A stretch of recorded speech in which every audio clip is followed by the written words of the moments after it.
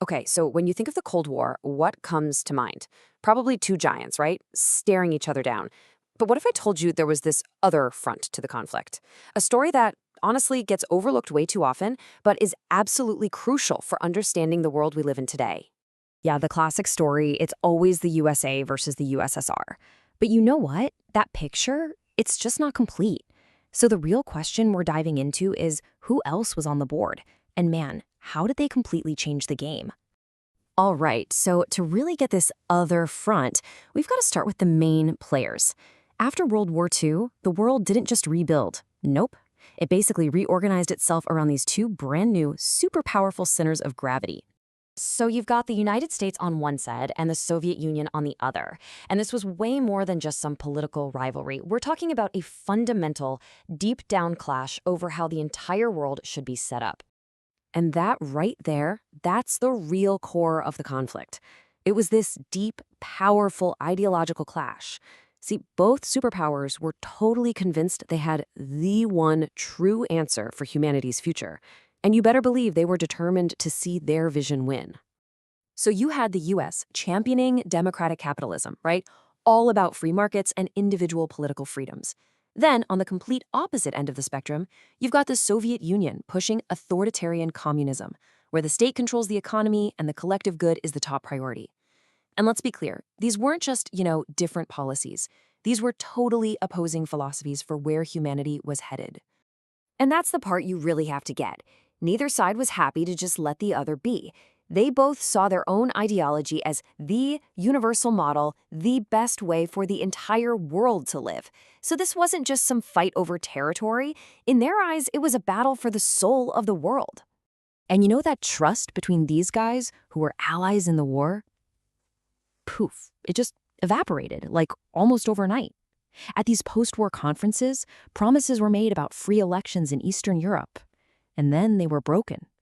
Stalin was terrified of having capitalist neighbors, so he installed these loyal communist governments to create a buffer zone. And that move, it solidified this deep, deep divide that Winston Churchill would famously call the Iron Curtain. Okay, but while this big two-sided standoff was getting more and more intense, something massive was happening in the background. A huge global shift. And this is where our story takes a really interesting turn. This incredible wave of decolonization sweeping the globe, it became the Cold War's newest and maybe its most unpredictable front. I mean, just think about it for a second. After the absolute devastation of World War II, those old European colonial empires were seriously weakened. Their grip on all these huge territories was just slipping away.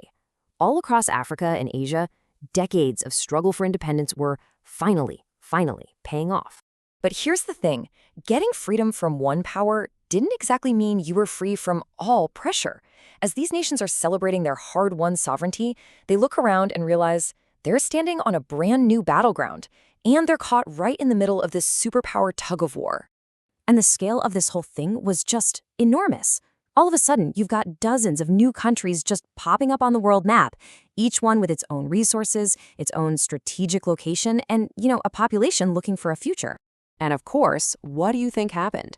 Both the US and the USSR looked at these new nations and saw prizes, potential prizes for the taking. Getting them to line up with either capitalism or communism, well, that wasn't just about winning allies. It was about proving their ideology was the future. These countries were literally being treated like chess pieces in a global game. But, and this is the brilliant part of the story, a lot of these new nations just refused to be pawns. They just fought for their freedom, right? They weren't about to turn around and hand it over to some new master, whether it was from the East or the West. So they decided to forge their own path, a third way. This whole idea led to the creation of something called the non-aligned movement. And this wasn't just some vague concept of staying neutral. No.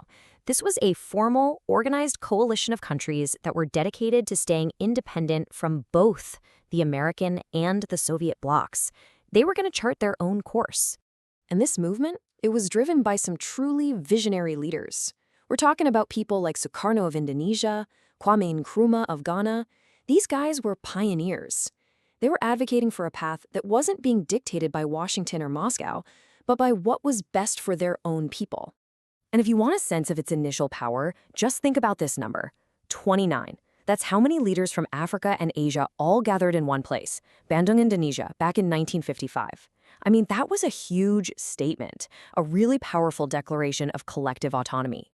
And their strategy?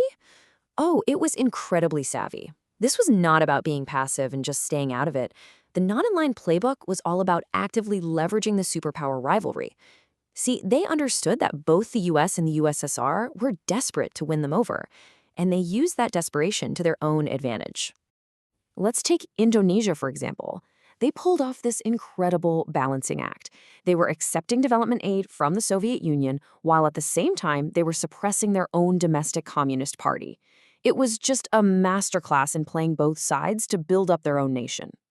So, what's the big takeaway from all this? Well, the legacy of this whole movement is just this fascinating lesson in leverage. The very conflict that was supposed to neatly divide the world into two rigid camps, it ended up having a completely unexpected outcome. And that's the central paradox here, isn't it? In their relentless, all-consuming quest for global dominance, the superpowers accidentally created the perfect conditions for these smaller, newly independent nations to find their footing, to play the system, and to gain real agency on the world stage. Which brings us to today. What lessons can the non-aligned movement teach us now?